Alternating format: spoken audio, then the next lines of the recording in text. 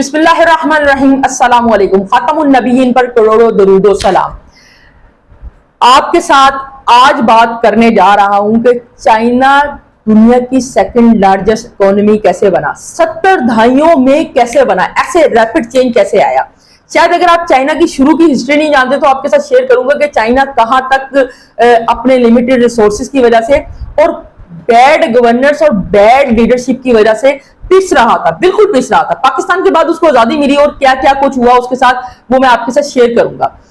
लेकिन आज इसमें कोई शक नहीं है कि चाइना दुनिया की सेकंड लार्जेस्ट इकोनॉमी है और अनकरीब फर्स्ट लार्जेस्ट इकोनॉमी भी बन जाएगा, जो नजर आ रहा है।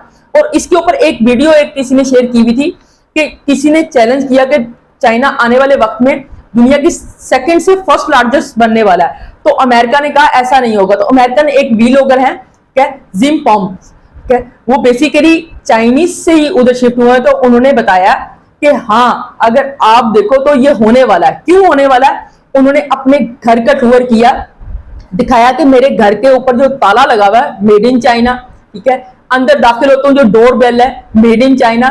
मैं किचन की एसेसरीज की बात करता हूँ मेड इन चाइना। हत्तुल इम्कान मैं अपने टॉयलेट की बात करूं तो टॉयलेट में जितने सामान इस्तेमाल हो रहे हैं, जो इलेक्ट्रिक और ये सारी चीजें, ये सब मेड इन चाइना।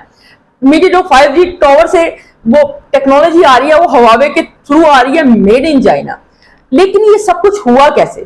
ये सब कैसे हुआ? वो मुल्क जो पाकिस्तान से कर्जा लिया, जो मुल्क पाकिस्तान से कर्जा लेके अपने आप को सरवाइव करता था, वो कैसे हुआ? लीडरशिप का बड़ा किरदार होता है। स्टार्ट में जो पहली 3 दहाइयां थी उसमें लीडरशिप ने तकरीबन चाइना को तबाह कर दिया था। चाइना की तबाही हर लिहाज से थी, इकोनॉमिक फॉर्म्स के लिहाज से, ठीक है, एग्रीकल्चर के लिहाज से, स्टील में आए उसमें हर जगह इसकी पसपाई हुई। हुआ क्या? जो इनका माउस डोंग जो इनके प्रेसिडेंट आए थे, वो उन्होंने इतनी एक बुरे तरीके से चाइनीज इकोनॉमी को लेकर चले और उनका तरीकेकार वारदात भी वही था कि जो उनके आगे बोलता था उसको सजाए मौत के घाट। बड़े चाइनीज लीडर क्या जो इनके अगेंस्ट खड़े होते थे वो सबको सजाए मौत दे दी जाती थी। कुछ बचे भी और उनमें से एक ऐसी शख्सियत बची जिनका मैं आगे जाके आपको बताऊंगा, जो बाद में चाइना के प्रेसिडेंट बने और उन्होंने आके चाइना को बदला। कैसे बदला वो भी आपके साथ शेयर करूंगा।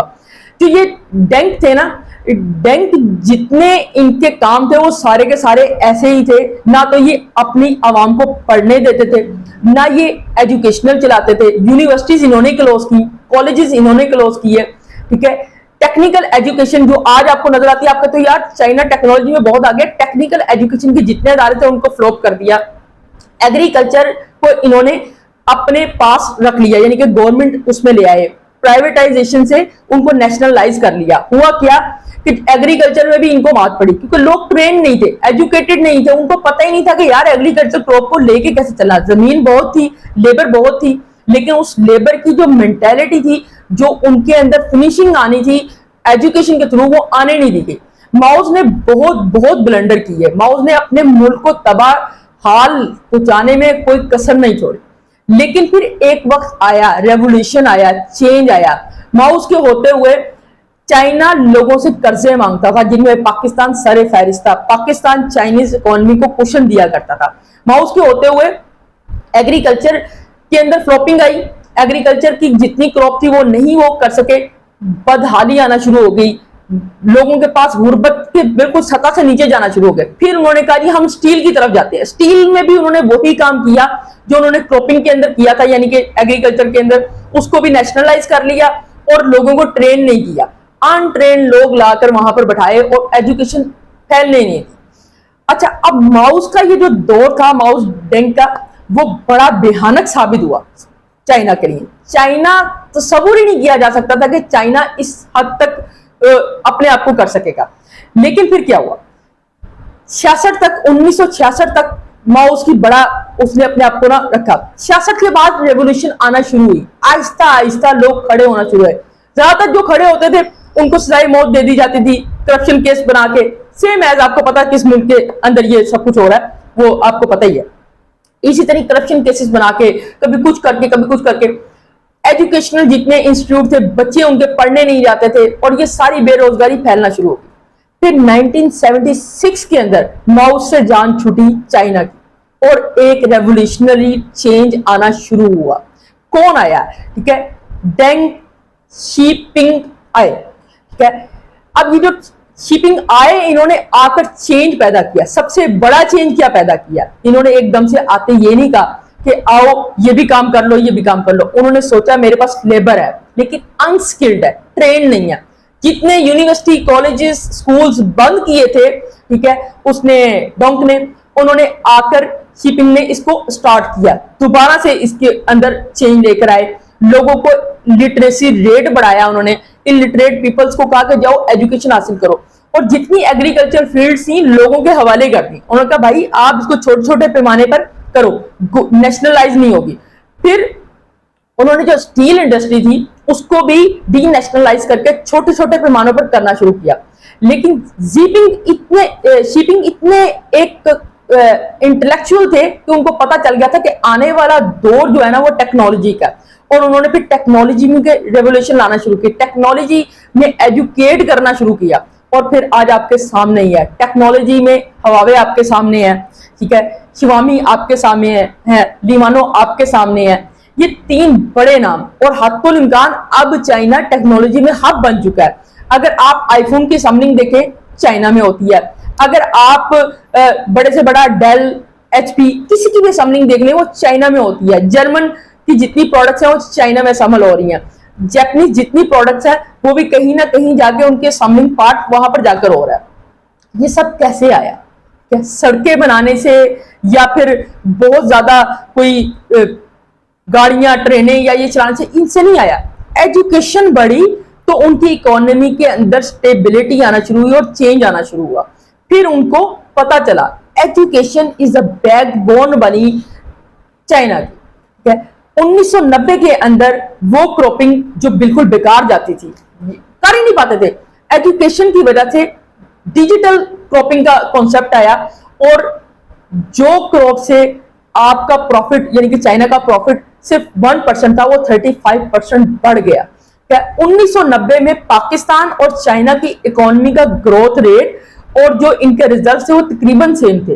और आज आप देख लें कि चाइना कहाँ है और पाकिस्तान कहाँ रह गया, इंडिया भी कहाँ रह गया। 90s के दौर में तकरीबन साथ साथ चलने वाली इकोनॉमी।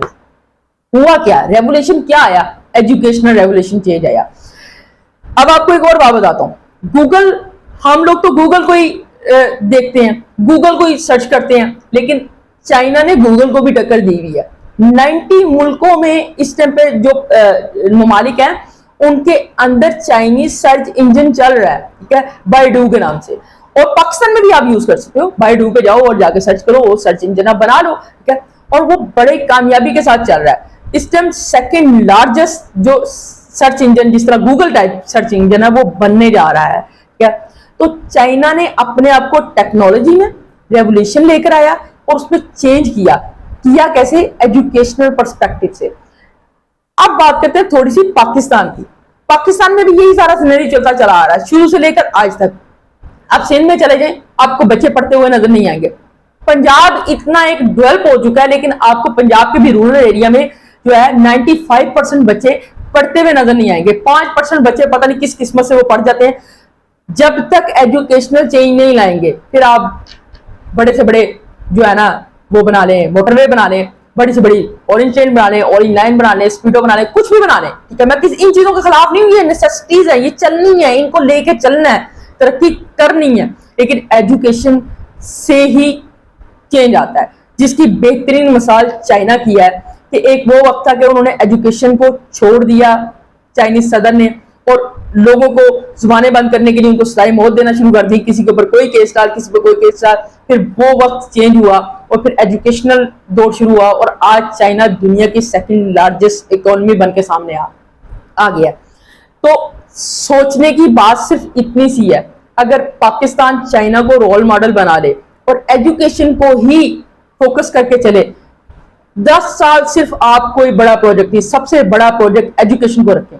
लिटरेसी रेट को जो है ना आप इतना बढ़ा दें कि वाकईतन लिटरेसी रेट जिसे कहते हैं बढ़ाना, ये नहीं कि यार ये लिख सकता तो आप उसको भी लिटरेट में डाल दो, इलिटरेट वो जी वो थोड़ा सा लिख नहीं सकता, ऐसे नहीं, सही प्रॉपर एजुकेशन। तो पाकिस्तान में भी रेवोल्यूशन आ सकती है, पाकिस्तान में भी इकोनॉमिक रेवोल्यूशन आई जा सकती है, पाकिस्तान भी किसी न किसी जगह पर, क्योंकि हम इतने बड़े मुल्क तो नहीं है, लेकिन चलो पहली 10 टॉप मईशत में हम आ सकते हैं। हम तो G20 में भी फाल नहीं करते, 2 दफा ट्राई की गई थी 2017 में और 2000 जो हमारा 21 का लास्ट और 22 का स्टार्ट था, हमारी इकोनॉमी इतनी स्ट्रांग हो रही थी कि G21 होने जा रहा था, लेकिन वो भी ना हो सका अफसोस के साथ। वीडियो अच्छी लगी हो तो लाइक कीजिएगा, शेयर कीजिएगा और सब्सक्राइब जरूर कीजिएगा। Thank you so much.